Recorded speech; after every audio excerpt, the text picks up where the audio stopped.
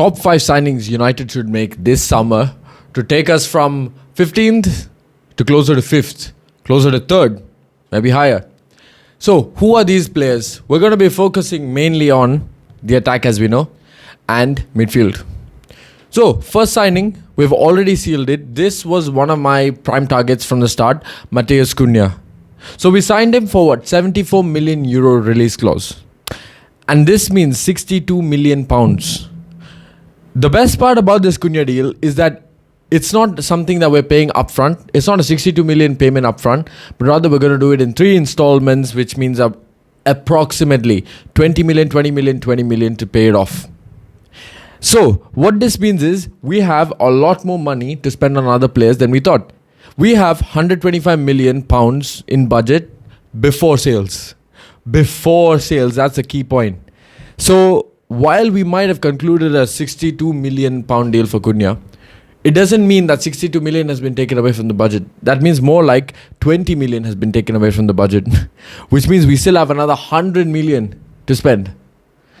Along with this, we can now go and get the next player, Bryan Mbeumo.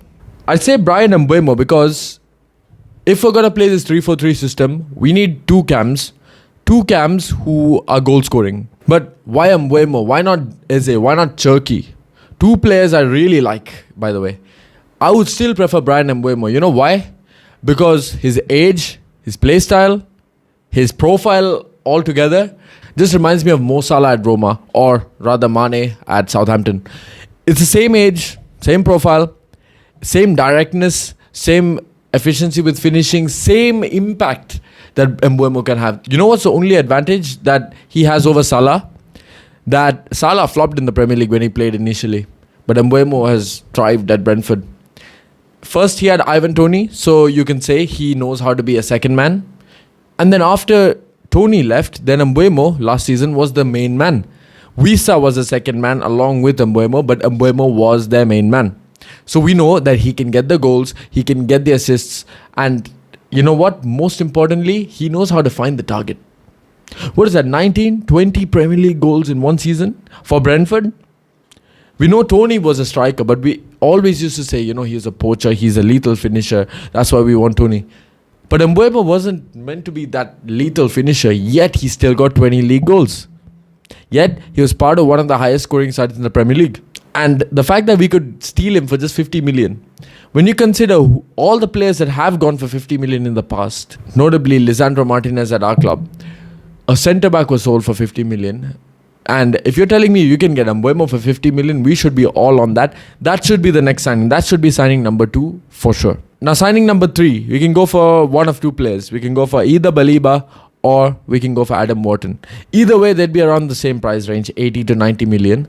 But why do I say 80 to 90 million? I thought we weren't buying those players anymore. I thought we were going for more cheaper options. Well, at the moment, we need a quick fix in midfield. If we're going to play Casemiro with somebody else, or we're going to play anybody else, we still need a first phase player. We need somebody who can do the destructive role and then progress it either into our 8 or progress it to our 10 or a striker directly. So the best player for these two profiles is basically Adam Wharton and Carlos Baliba.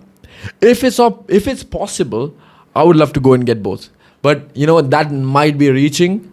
So considering that, out of the two, I would prefer Adam Wharton along with a Casemiro to start off with. And if we're lucky enough, we can go out and get Douglas Luiz on loan. Or we could get another midfielder, in the mold of an Edison beside Adam Wharton.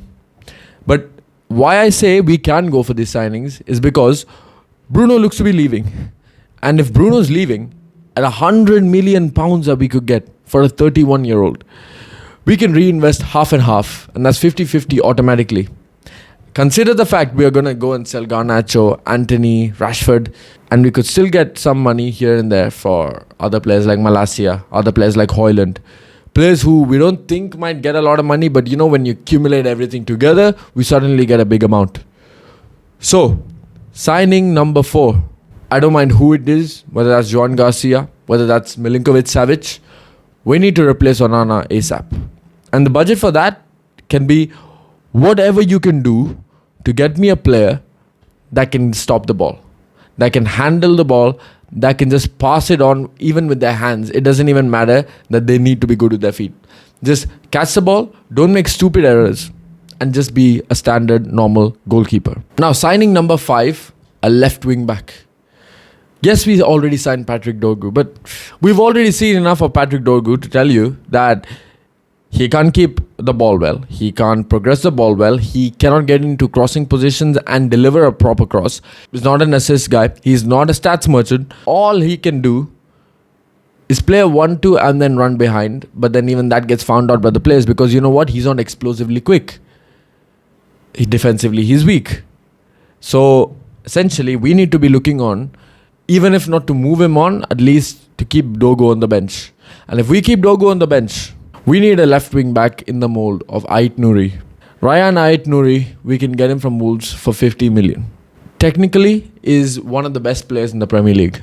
And if we can get him into the left wing back spot, right behind the player he's been playing with every single week for the last 2 years, Matias Cunha, I think we found gold. Because Ait Nouri will not only cross the ball, he will be the threat on his own. He'll be a threat in goal scoring, he'll be a threat in assisting. He will be the threat that we're looking for on that left flank. So, what do you guys think about these 5 signings? Who else would you sign to make the team better? Who else would you prioritize? Comment that down below and see you on the next one.